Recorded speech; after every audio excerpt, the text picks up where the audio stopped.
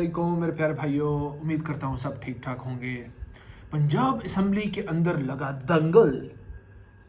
नून league के MPa ने दी PTI के एमपीए को दबा के गालियाँ। डिप्टी स्पीकर साहब बेचारे बोलते रह गए, चुप करो, ऐसे ना करो, क्या कर रहे हो। लेकिन एमपीए साहब ने एक भी ना सुनी, वो मुंह से गालियाँ देते रहे।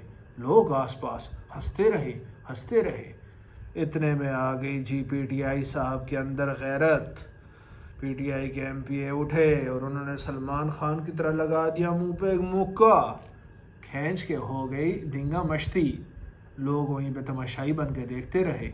किसी ने कुछ ना किया, कोई रोकता रहा, कोई बोलता रहा, कोई सेल्फियां बनाता रहा, कोई वीडियो बनाता रहा। सब ने लिए दबा के मज़े। इस्लाम के अंदर है कि जिस तरह की अवाम होगी उसी तरह के हुक्मरान होंगे।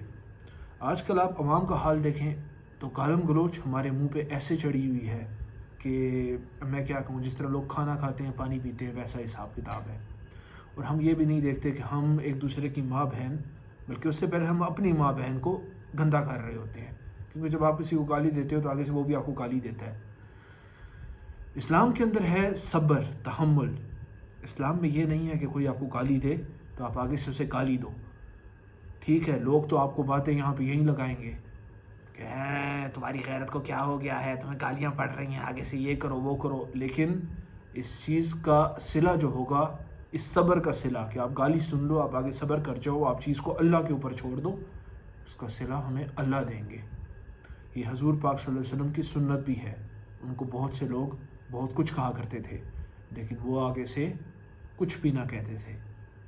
तो हमें बीइंग अ मुस्लिम इस बारे में सोचना चाहिए कि हम क्या कर रहे हैं। जो हमारे एमपीएस और एमएनए साहब ने किया वो तो किया, वो तो एक उन्होंने तमाशा लगा दिया। इसके बाद वो खुद एक तमाशा बन गए।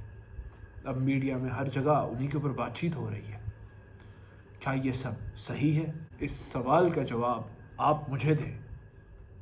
अल्लाह हम सबको सुन्नत रसूल पे चलने की तौफीक और हिम्मत अता करें। दुआ में याद रखिएगा, गज़ा के मुसलमान के लिए दुआ कीजिए, मुस्लिम उम्मा के लिए दुआ कीजिए। अल्लाह हाफ़िज़।